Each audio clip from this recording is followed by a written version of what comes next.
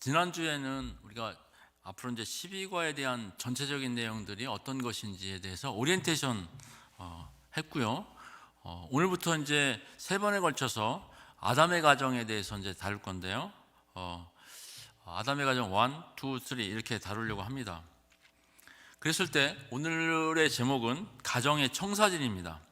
가정이 하나님께서는 어떻게 무엇을 위해서 기획을 하셨는가 하는 이런 부분들을 좀 살펴보려고 합니다. 들어가면서 제가 그런 이야기를 좀 나누고 싶은데요. 여러분 혹시 그 응팔이라고 아십니까? 응답하라 1988이라는 드라마 보셨나요? 네. 저하고 아내는 오래전에도 봤는데 최근에도 또 본 적이 있습니다. 그 드라마에서 보면 이런 장면이 나와요. 거기 그 주인공이 덕선이라는 여자애죠. 고등학생이고 그 아빠가 있고 아빠는 은행원인데 하루는 저녁에 이제 그 아빠하고 덕선이하고 대화를 합니다. 그 아빠가 묻죠. 덕선아, 네 꿈은 무엇이니? 그러니까 덕선이가 이렇게 생각해 보더니 꿈이 없어. 그러면서 이제 덕선이가 아빠한테 질문합니다. 그러면 아빠의 꿈 무엇이야? 그러니까 아빠가 그 이상하다는 표정을 지으면서 이런 얘기를 해요. 아빠의 꿈이 뭐 있니? 아빠의 꿈은 너희들이 건강하게 자라고 그래서 너희들이 원하는 취직을 하게 되고 좋은 가정을 이루는 것이야. 이런 얘기를 합니다. 저는 그 장면을 보면서 지금 그 두 사람의 대화가 또 그 가장이 덕선이 아버지가 가지고 있는 그 비전이 많은 가정의 생각이라고 그렇게 여겨집니다. 그러니까 대부분의 가정들이 자녀들을 잘 양육하고 교육해서 뭔가 자기들보다는 더 나은 사람들이 되게 하는 그런 것들을 생각하는 거죠. 저도 뭐 개인적으로 저희 부모님에게 그런 교육을 많이 받았습니다. 영향을 받았고. 근데 우리가 오늘 좀 하나 생각해 보고자 하는 것은 뭐냐면 그런 덕선이 가정과 같은 그런 이야기가 과연 성경에서 제시하는 가정의 그 목표와 일치하는가 아니면 어떤 차이가 있는가 이런 부분들을 좀 살펴보려고 합니다. 그걸 살펴보기 위해서 먼저 우리가 좀 또 질문을 시작하려고 하는데요. 첫 번째 하는 질문은 이겁니다. 우리는 행복해지기 위해서 결혼했는가? 우리는 무엇 때문에 결혼했는가? 우리는 행복해지기 위해서 결혼했는가 하는 것이에요. 행복이 결혼의 목적, 목표였는가 하는 부분이에요. 이런 부분들을 생각해 보죠. 여러분들은 부부가 무엇 때문에 싸우세요?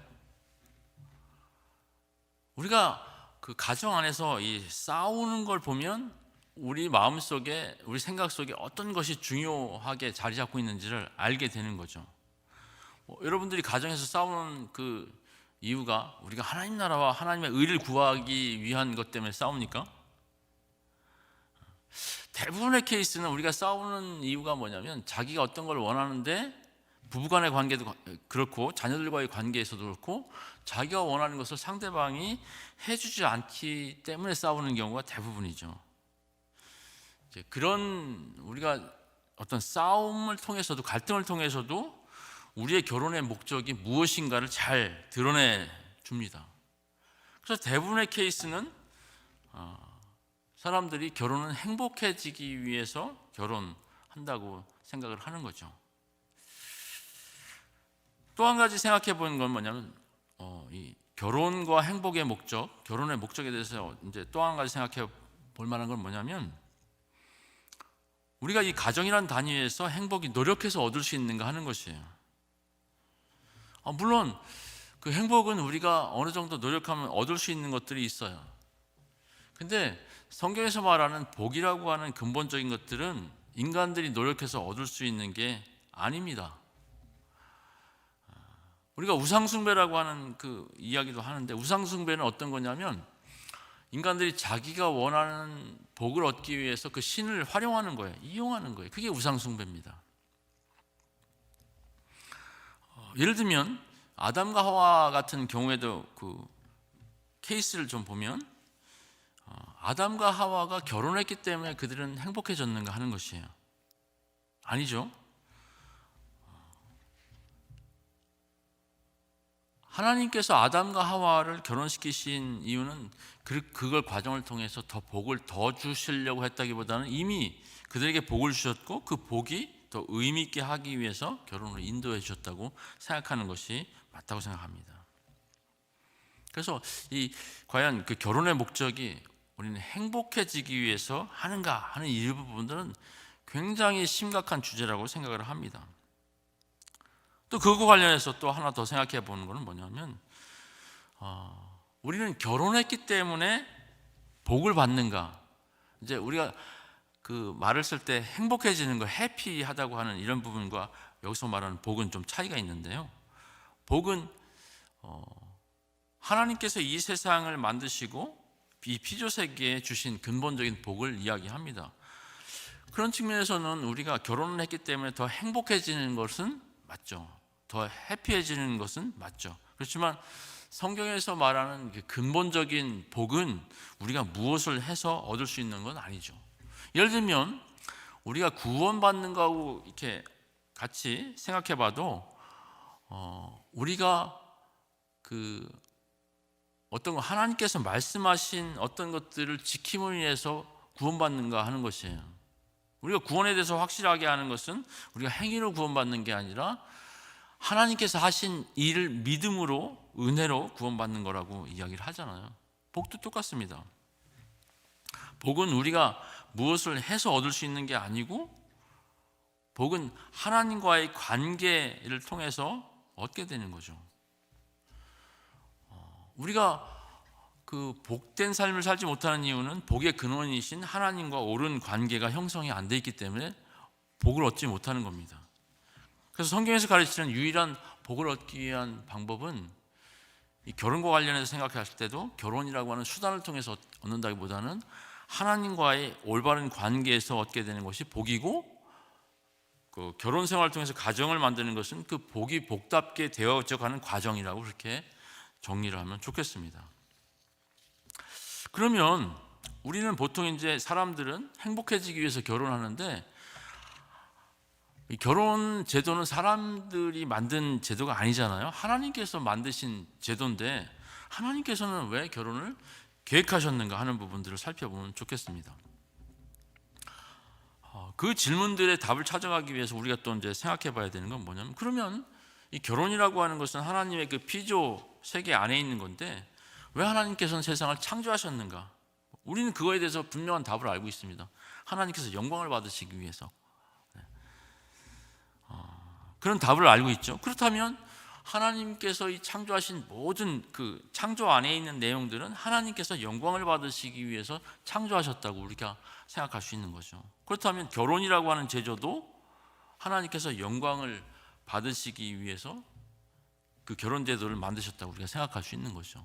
그러면 우리가 사람으로서 아니면 이 가정 단위에서 하나님께 영광을 돌린다고 하는 것은 무엇이냐 하는 것이에요. 하나님이 영광을 받으시기 위해서는 하나님이 그 창조하신 그 목적에 부합할 때 하나님께서 영광을 받으시는 거죠. 하나님께서는 이 피조 세계를 만드시고 거기에 복을 주셨어요. 그래서 하나님께서는 사람들에게만 복을 주신 게 아니라 피조 세계 전체에 복을 주시고 생육하고 번성하라, 땅에 충만하라.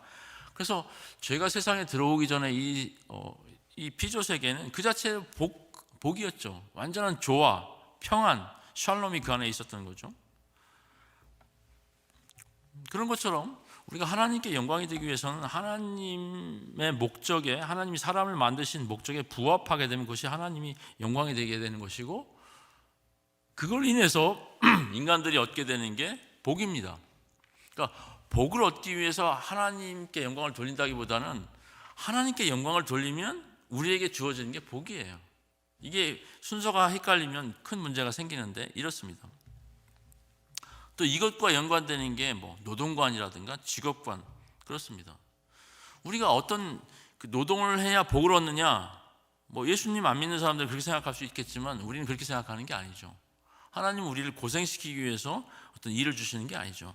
하나님께서는 이미 우리에게 복을 주셨고 그 복이 복답게 하기 위해서 일을 우리에게 주시는 거죠. 또 우리가 하나님의 형상으로 만들어졌는데 그 하나님의 형상으로 만들어진 그 자체가 축복인데 그것이 세상에서 구현되도록 실체화되게 하는 것이 일이죠. 그래서 이 직업과는 매우 중요합니다. 이 가정 안에 있는 일이라고 하는 것은 매우 중요한 거죠. 그래서 결혼 제도 자체도 이런 원리로 따져보면 하나님의 창조 세계를 다스리는 그 일과 매우 밀접한 관계가 있습니다. 하나님께서 에덴 동산을 만드시고 그것을 누구에게 위임하시냐면 아담에게 위임하시죠. 그래서 이 아담이 사람으로 만들어지고 나서 핵심적으로 해야 될 일은 에덴 동산을 다스리고 경작하고 돌보는 일이었어요. 그때 하나님께서는 아담에게 아담이 그 일을 잘할 수 있도록 어떤 존재가 필요함을 아셨죠. 아니, 하나님은 이렇게 그 작업을 이렇게 하시다가 문득 발견하신 게 아니고 미리 그걸 알고 계셨던 거죠. 그래서 그때 이제 아담의 갈비뼈로 하와를 만드셨고, 그래서 하와를 아담에게 데려오셔서 결혼하도록 하셨어요. 그것이 결혼의 시초입니다. 그 원리가 우리 결혼과 가정에 있어서는 굉장히 중요한 그런 원리죠. 그래서 인간의 결혼은 인간들이 행복을 얻기 위해서 만들어진 제도가 아닙니다. 그게 행복과 상관은 있지만 그것 자체를 통해서 행복을 얻게 하시는 게 아니고 이미 하나님께서는 아담과 하와에게 복을 주셨고 복이 복되게 하기 위해서 결혼이라고 하는 제도를 만드셨다는 거예요. 그래서 우리가 이 결혼과 이 가정에 대해서 생각할 때 우선 아닌 것부터 정리를 해 나가야 됩니다. 우리가 교육학에서는 이 러닝, 어떤 것을 배우기 위해서는 먼저 선행돼야 되는 게 언러닝, 이게 아닌 것이 무엇일까? X를 먼저 다 치면 그 다음에 우리가 이제 추구해야 될 게 나오잖아요. 사실 성경의 원리도 그래요. 예수님께서 산상수훈을 말씀하실 때도 너희는 바리새인처럼 이렇게 하지 마라. 그건 아니니까. 너희는 이렇게 해라. 이렇게 나오는 거죠. 그래서 이 가정에 대해서도 우리가 성경적인 가정을 세워가려면 우선 아닌 것부터 우리가 정리를 해나가는 작업들이 굉장히 중요합니다. 근데 그 아닌 것을 정리해가는 과정이 쉬운 건 아니죠. 여태까지 우리가 그런 줄 알고 살았는데 갑자기 아니라고 하는데 이거는 코로나 바이러스보다 더 심한 얘기일 수 있을 것 같아요. 물론 여러분들은 대부분 성경적인 원리대로 생각하고 계시다고 저는 믿는데, 그럼에도 불구하고 이 가정은 제가 오리엔테이션에서도 말씀드린 것처럼 성경적인 목적대로 사용하기가 굉장히 어렵습니다. 예를 들면 우리가 두 사람이 만나서 결혼한다고 했을 때 결혼은 굉장히 아름답고 축복된 것이지만 다른 측면에서 말한다면 결혼은 자기가 행복해지고자 하는 두 남녀의 만남이기 때문에 더 좀 부정적으로 말씀드리면 굉장히 인간의 정욕이 이렇게 결합되는 순간이라고 말할 수 있는 거예요. 그래서 굉장히 위험합니다, 사실은. 그래서 많은 사람들이 행복해지기 위해서 결혼하면 불행해집니다, 반드시. 그래서 우리가 먼저 정리해야 되는 것은 결혼 제도를 만드신 그 하나님께서는 어떤 목적을 두고 만드셨는가. 지금 우리의 가정들이 지금 이렇게 시편 121편에 나와 있는 것처럼 이 가정을 위해서 수고하고, 가장들은 일찍 일어나고 부인들도 일찍 일어나고 아이들도 학교에서 공부하고, 이런 부분들이 왜 그렇게 해야 되냐면 이 가정들이 행복을 얻기 위해서가 아니라 그 하나님께서 이 가정들을 만드시고 하나님의 영광을 받으시는, 다른 말로 하면 하나님께서 이 피조 세계를 만드시고 다스리시는 그 임무를 가정에게 주셨기 때문에 그렇습니다. 물론 한 가정만 그것을 하는 것은 아니죠. 많은 가정들이 그 일에 참여하는 겁니다. 특히 믿는 가정들은 그 일에 참여하는 거예요. 그래서 우리가 각 가정들이 하나님께서 이 가정들을 만드신 이유는 하나님의 그 창조가 계속되어질 수 있도록, 그래서 완성될 수 있도록 하는 데 있어서 그 가정들이 어떤 역할을 할 수 있도록 하기 위해서 그렇습니다. 그리고 복은 이미 우리에게 주어졌고 각 가정들에게 주어졌고, 또 그 각 가정이 하나님의 형상을 이 세상에 반영하기 위해서, 또 그 은혜가 은혜답게 하기 위해서 그렇게 가정들을 만드시는 거죠. 만약에 우리가 그런 목적을 세우지 않으면, 지난 시간에 우리가 질문에서 이야기한 것처럼 그리고 제가 일과에서도 그림을 그려놨던 것처럼 그런 목적을 추구하지 않을 때 우리는 삼각형 구조의 그런 가정이 되게 되고 갈등 구조를 벗어나기가 어렵습니다. 왜냐하면 그것이 목적이 되기 때문에. 예수님께서 너희는 먼저 그의 나라와 그의 의를 구하라고 말씀하셨는데, 가정들이 추구하는 바에 의해서 가정들이 만들어지는 거죠. 그래서 우리는 먼저 이 가정을 향해서, 하나님께서 이 가정을 향해서 목적하시는 바가 우리 안에서 충분히 그런 문화와 목표가 될 수 있도록 그것들을 같이 세팅하는 것이 매우 중요합니다. 그렇게 하기 위해서는 부부가 대화해야 되고, 또 그것이 일치된 것들이 아이들과도 같이 갈 수 있도록 이렇게 가는 것이 중요하겠죠. 우리가 하나님이 왜 결혼을 계획하셨는가, 이런 부분들을 나누었고요. 이게 워크북에 보면 훨씬 더 제가 자세히 써놨기 때문에 또 워크북을 더 읽어보시면 좋겠습니다. 세 번째로 우리가 생각해 봐야 되는 건 뭐냐면, 결혼이 권리인가 보내심인가 하는 이런 부분이에요. 여러분들은, 결혼을 하신 분들은 결혼하시기 전에 나는 마땅히 결혼할 사람이 이렇게 생각하고 결혼하셨나요? 우리가 지난 시간에도 왜 우리가 이번에 우리가 12주 동안 함께하는 것을 선교적 가정이라고 그 이름을 지었는가 하는 이런 부분들에 대해서 이야기를 했는데요. 선교적이라고 하는 말은 스스로 선택했다기보다는 하나님에 의해서 보내심을 받았다, 이런 뜻이에요. 그래서 선교적이라는 말은 예수 그리스도의 주재권하고 굉장히 상관이 있는 말입니다. 그러면 우리가 이 결혼 생활 안에서, 결혼하는 과정과 이 결혼 생활 안에서, 가정 안에서 어떻게 예수 그리스도의 주재권이 투영되고 그거에 의해서 가정이 운영될 것인가 하는 것들은 매우 중요한 거죠. 그렇게 하기 위해서는 우리의 출발부터 시작해야 되는 거예요. 좀 전에도 말씀드린 것처럼 여러분 자신은 나는 마땅히 결혼할 수 있는 사람이야, 이 결혼하고 안 하고는 나의 권리야, 이렇게 생각하세요? 아니죠. 우리가 조금 전에도 결혼이라고 하는 제도 자체를 하나님께서 만드셨고 하나님의 목적대로 그걸 가지고 가신다면, 하나님께서는 우리의 결혼에 대해서 굉장히 중요하게 여기신다는 거예요. 제가 몽골에서 선교사로 사역을 할 때 재밌는 경험을 했는데, 어떤 선교사님이 사역하는 교회 리더들을 훈련하는 그런 프로그램을 저한테 맡겨서 제가 이제 리더들하고 한 20명하고 대화를 하는데, 문제는 뭐냐면 제가 이제 그때 몽골 간 지 얼마 안 돼가지고 몽골말에 익숙하지 않은 때였었어요. 그래서 20명하고 이제 결혼에 대해서 이야기를 하는데, 그래서 제가 어떻게 방식을 했냐면, 한 20명이 모였으니까 너는 결혼에 대해서 어떻게 생각하니까 막 이야기를 하는 거예요. 이야기해도 저는 무슨 말인지 잘 모르죠. 무슨 뜻인지. 그랬더니 너는 어떻게 생각하는데? 그러니까 자기도 막, 제가 보기엔 틀린 얘기를 하는 건 아닌 것 같아요. 20명이 다 그렇게 이야기를 해요.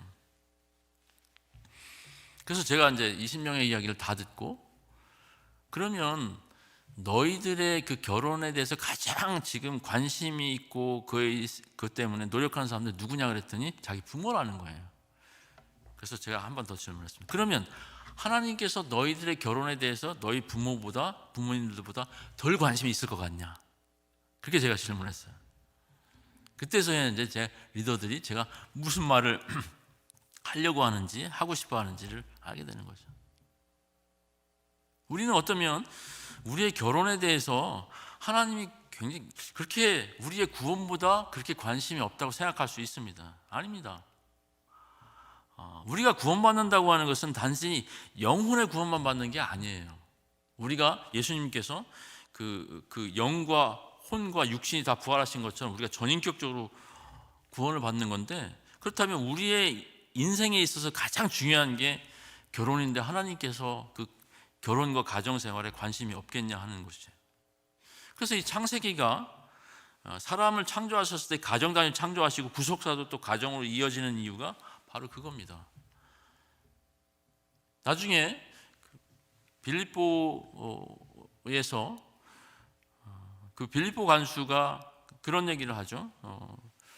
내가 구원받기 위해서 무엇을 해야 되느냐 그랬을 때 사도 바울이 주 예수를 믿으라, 그러면 너와 네 집이 구원을 얻으리라 하는 그런 얘기를 했죠.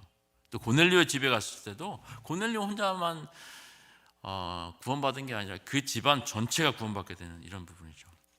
그래서 이 가정에 대해서 우리가 생각할 때 그 출발 자체가 나에게 권리가 있어서 난 결혼했고 이 가정을 만들었는가 하는 이런 부분들을 생각해 볼 필요가 있어요. 왜냐하면 그렇게 생각하면 결국 우리 가정은 자기가 마음대로 할 수 있는 사적인 영역이라고 생각하기 때문에 그렇습니다. 특별히 가장들에게 있어서는 아주 더 큰 문제죠. 가장들은 자기 가정에서는 왕이기 때문에 마음대로 하는 거예요. 그래서 부인들이 어려워지고 자녀들도 어려워지는 거죠. 근데 만약에 결혼이 내가 마땅히 내 권리여서 한다고 생각하기보다는 하나님께서 나를 결혼을 보내셨고 인도하셨다고 생각하면 굉장히 우리의 태도가 달라지는 거죠. 그걸 생각하기 위해서 이런 생각들을 해보면 좋겠는데요. 세상 사람들은 결혼에 대해서 무엇을 진리라고 생각하는가 하는 것과 또 성경에서는 결혼에 대해서 무엇이라고 말하는가 이런 부분을 생각해 보면 좋겠는데요. 우리가 그런 얘기를 많이 들었을 겁니다. 아주 주옥과 같은 말씀인 것 같은데 이런 얘기 한번 생각해 보세요. 들어보셨는지. 결혼은 해도 후회하고 안 해도 후회한다. 이런 얘기를 들어보셨나요? 어떠세요? 결혼은 해도 후회하고 안 해도 후회한다. 여기서 주는 메시지는 결혼은 그렇게 행복하거나 그렇게 권장할 만한 건 아닌데 어쩔 수 없이 해야 되는, 특히 이제 그 결혼 제도가 요즘 젊은이들은 다르게 생각하죠. 결혼에 대해서 부모들이 이야기하면 그거 꼭 해야 돼요? 막 이렇게 이야기를 하지만 저희 세대와 더 시대를 올라가면 결혼은 뭐 필수적인 항목이었죠. 왜냐하면 그 결혼 제도를 통해서 경제, 사회 모든 것들이 다 해결됐기 때문에.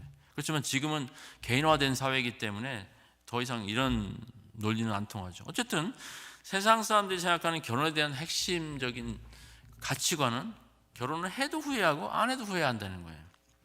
그러면 성경에서는 뭐라고 이야기하는가? 그 고린도전서에 보면 사도 바울이 결혼에 대해서 이야기를 하면서 이렇게 이야기를 하죠. 결혼은 해도 잘하는 것이고 혼자 살아도 더 잘하는 것이다. 이렇게 이야기를 하죠. 야, 어떠세요? 이 세상 사람들이 말하는 결혼은 해도 후회하고 안 해도 후회한다는 말과 결혼은 해도 잘하는 것이고 혼자 살아도 더 잘하는 것이다. 여러분, 싱글로 사는 것이 축복된 삶이라고 생각하세요? 사회적인 인식은 별로 그렇지 않죠. 그렇지만 그 예수님께서도 이거에 대해서 이제 이야기를 하신 적이 있어요. 싱글로 살 것인가, 아니면 결혼해서 살 사람인가에 대해서. 저는 결혼하기 전에 그런 기도를 하고 결혼을 했는데 예수님께서 이런 말씀을 하신 적이 있어요. 잘 들어보세요. 어머니의 태로부터 된 고자도 있고 사람이 만든 고자도 있고 천국을 위하여 스스로 된 고자도 있도다. 이 말을 받을 만한 자는 받을지어다.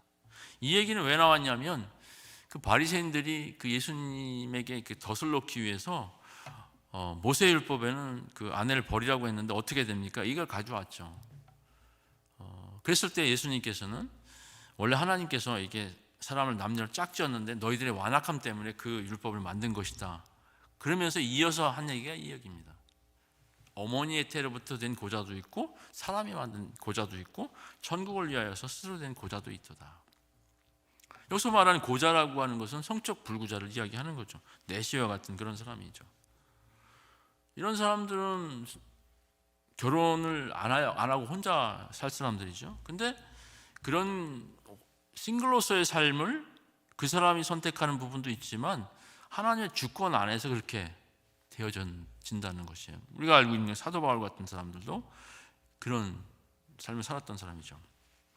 그래서 우리가 생각해야 되는 건 뭐냐면 이 결혼이라고 하는 것 자체가 우리에게 권리가 있는 게 아니라 그 주권이 결혼 제도를 만드신 하나님께 있다고 하는 것이에요.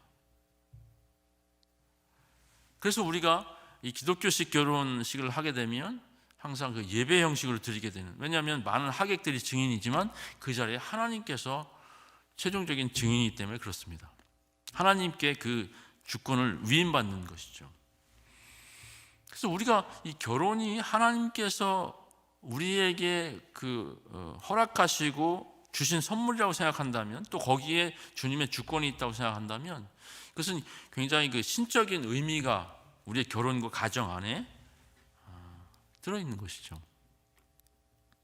오늘 우리는 그 결혼의 청사진에 대해서 이야기를 하면서 하나님께서 왜 인류 최초로 이 결혼 제도를 왜 만드셨는가 하는 이야기를 했어요. 당연히 우리는 그 얘기를 하면서 하나님께서 사람을 창조하신 이유가, 또 피조 세계를 창조하신 이유가 하나님의 영광을 위해서 창조했다고 우리가 이야기를 했는데, 결혼 제도도 결국 하나님의 영광을 위해서 창조한 거예요. 근데 그 결혼 제도 안에서 이 결혼한 가정이 하나님의 영광을 위해서 존재한다고 하는 것은 그 안에 사명이 있다고 하는 것이에요. 아담과 하와에게 맡기셨던 그 에덴 동산을 다스리고 경작하는 일들. 하나님께서 우리에게 이런 가정을 주신 것은 우리 가정만 행복하라고 하는 게 아닙니다. 지금 이 사회가 어려운 이유가 뭐냐면 가장 근본적으로 개인주의고, 이 사회를 어렵게 하는 두 번째 그 단위는 가족 이기주의입니다. 여러분들이 그 캐슬, 무슨 캐슬 그 드라마 있었죠. 스카이 캐슬. 거기 보면 각 가정들이 제가 말씀드린 그 삼각형 구조에서 그 자녀들을 성공시키기 위해서 어떤 음모들을 펼치면서 온갖 에너지가 거기에 드는가. 거기에 보면 정혜리 권사님도 등장하죠. 기독교인 뭐 이렇게. 그건 굉장히 거기서 뭔가 메시지를 주려고 했던 이런 부분입니다. 여러분들에게 이런 질문들을 좀 드리고 싶어요. 여러분들의 가족의 사명선언서는 무엇이에요? 우리는 각 교회마다 아니면 직장마다 이 사명선언이 있죠. 미션 스테이트먼트가 있죠. 저도 인터서버 안에 미션 스테이트먼트가 있는데 그게 무엇이에요?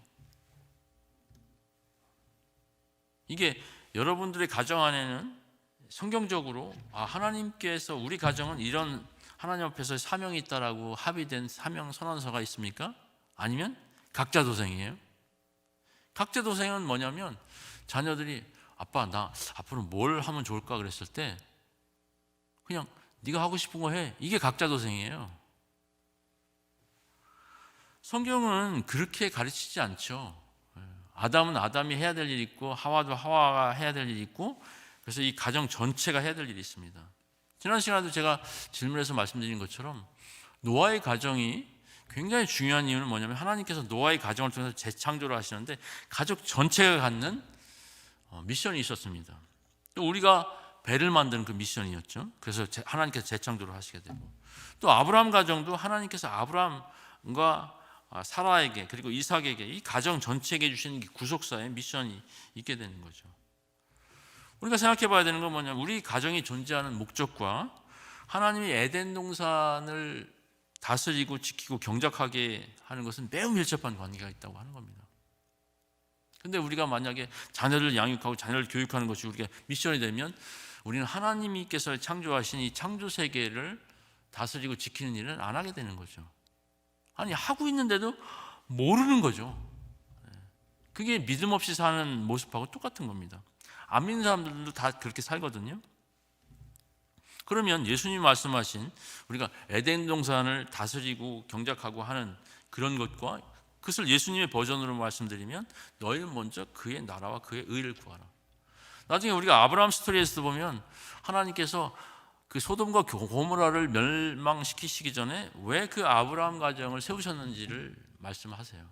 내가 너희 가정을 세운 것은 너희 가족으로 말미암아서 의와 공도를 행하게 하려 하심이라 이렇게 얘기해요.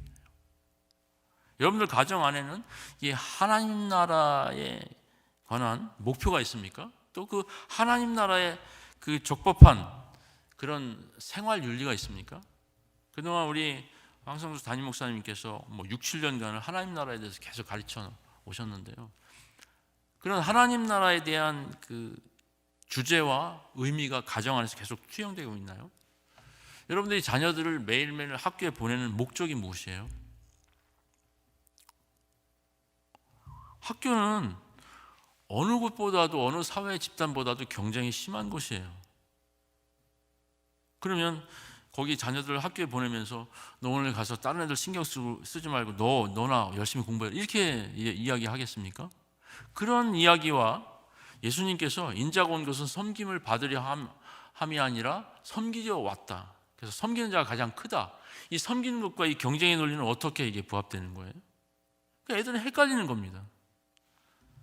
또 가장들은 뭐 요즘에 맞벌이도 있지만 매일매일 출근하는 직장 안에서 거기도 경쟁으로 생각하세요?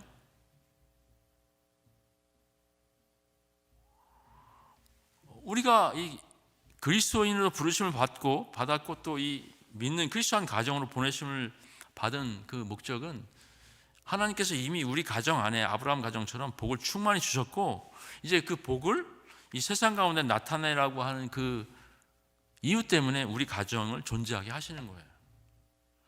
우리가 예수 그리스도 안에서 영생을 얻었고 이미 그 안에서 이렇게 복된 그 영적인 충만함을 누리는 것 같지만, 우리가 충만함을 누리지 못하는 이유 중에 아주 핵심적인 이유는 그런 가정 안에 있는 하나님 나라의 원리들이 작동하지 않기 때문에 그렇습니다. 오늘 이야기를 좀 정리하고 싶은데요, 우선 우리가 오늘 제목이 청사진, 가정에 대한 청사진이 하나님께서는 어떻게 이것을 기획하셨는가 생각할 때, 우선 우리가 먼저 제거해야 되는 우리 안에 있는 이 바이러스와 같은 잘못된 생각은 뭐냐면, 우리는 행복해지기 위해서 결혼하는 것이 아니라고 하는 것이에요. 그리고 행복은 우리가 노력해서 얻을 수 있는 것도 아니고, 행복은 하나님과의 그 올바른 관계 형성이 됐을 때 하나님께서 주시는 선물일 뿐이에요. 그리고 이미 우리는 그 복을 이미 받은 사람들이고, 사실은 어떻게 말하면 더 이상 받을 복이 없습니다. 이제는 복이 복되게 하기 위해서는 그 우리 가정에게 주신 복을 흘러가게 하는, 우리는 행복해지기 위해서 결혼하는 것이 아니라고 하는 이런 부분을 정리하면 좋겠고요. 또 하나님께서 이 아담과 하와를 부르셔서 이 가정, 결혼을 만드시면서 하나님께서 그들에게 복 주시고, 하나님께서 그들에게 에덴 동산을 다스리고 경작하게 하는 이런 일들을 맡기시죠. 그래서 오늘날도 우리가 이 각 가정이 매일마다 열심히 사는 이유는 그 에덴 동산을 계속 가꾸어서 결국 하나님 나라가 완성하는 쪽으로 오늘도 우리가 일을 하는 겁니다. 그 일을 위해서 자녀들이 공부도 하고, 이 주부들은 가정을 또 이렇게 아름답게 매니지를 하고, 가장들은 직장에서 일을 하게 되는 거고, 이런 부분을 오늘날 우리가 이 가정 안에서 어떻게 우리 것으로 만들어 가느냐 하는 것들이 매우 중요한 것이죠. 또 한 가지 말씀드렸던 것이, 우리는 결혼하는 것이 마땅히 우리의 권리라기보다는 그것이 하나님께서 우리를 결혼으로 보내셨고, 또 어떤 분들은 싱글로 사시는 분들은 싱글로 보내심이라고 생각하고, 그래서 그렇게 하나님께서 우리를 어떤 형태든지 보내셨다고 하면 그 하나님의 보내신 목적에 맞게 살아야 되는 거죠. 그 목적이 바로 사명하고 연결되는 부분이죠. 에덴 동산을 지키고 다스린다고 하는 부분이 예수님께서 말씀하신 먼저 그의 나라와 그의 의를 구하는. 그래서 이런 생각들을 해보시면 좋겠고요. 또 그런 것들이 우리 가정을 통해서 이웃들에게 어떻게 긍정적으로 지금 작동하고 있는가, 이런 부분들을 계속 살펴보면 좋겠습니다.